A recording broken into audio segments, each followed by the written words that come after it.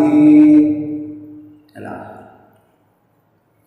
উপস্থিত আজকে এই জুমার মুসাল্লি কেরাম, সর্বপ্রথম ওই মহান আল্লাহ পাক রব্বুল ইজ্জাতের প্রশংসা করি, যিনি আমাদেরকে সর্বের সেরা অত্যুত্তম করে সৃষ্টি করেছেন এবং আমাদেরকে এই জুমাতে একত্রিত হওয়ার তৌফিক দান করেছেন।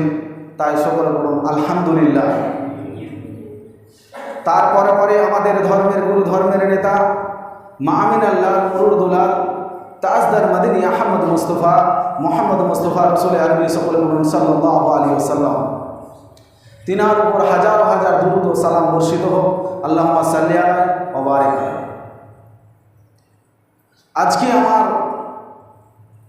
জুমার সংক্ষিপ্ত আলোচনা হচ্ছে সালাত।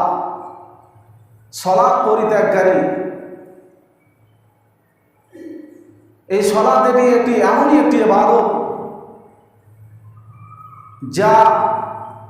যে ইবাদতগুলো মানুষ ছেড়ে দিলে ক্ষতিগ্রস্ত হয়, তার মধ্যে অন্যতম একটি হচ্ছে সালাত। এই সালাত এটি এমনই একটি ইবাদত যা ত্যাগ করলে মানুষ আর মানুষ থাকে না। এই সালাত এটি এমনই একটি ইবাদত যা ত্যাগ করলে মানুষ আর মুসলমান থাকে না।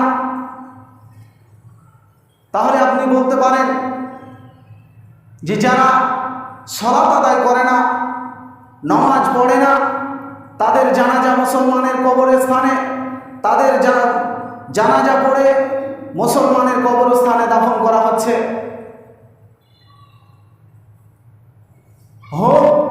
হতে পারে সে কালেমা পড়েছে,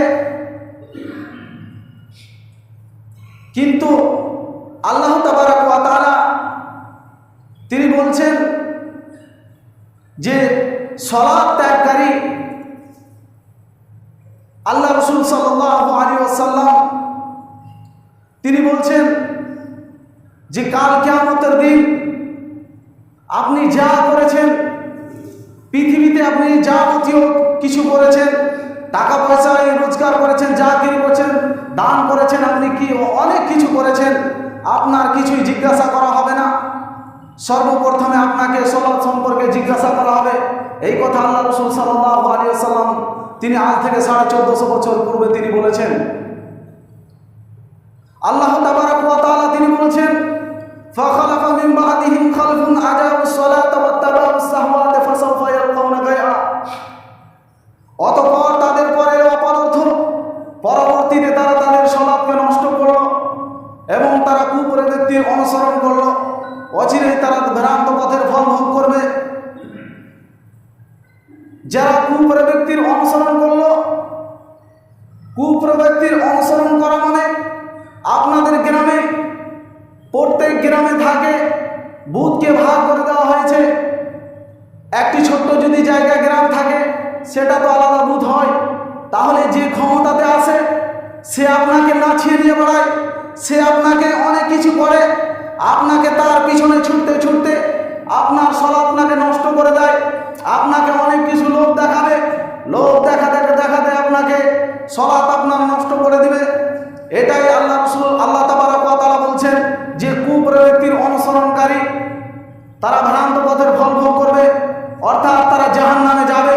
এই কথা আমার কথা নয়, কোন কবির কথা নয়, আল্লাহ তাবারাক ওয়া তাআলা তিনি স্বয়ং কোরআনের মধ্যে বলছেন। আল্লাহ তাবারাক ওয়া তাআলা তিনি আরো বলেন ফাওয়াইলুল লিল মুসাল্লিন আল্লাযীনা হুম আন সালাতিহিম সাহুন। আল্লাহ তাবারাক ওয়া তাআলা বলছেন ধ্বংস হোক ওই সব সুনিশ্চিত সালাত আদায়কারীরা যারা সালাতের ব্যাপারে অমনোযোগী থাকে।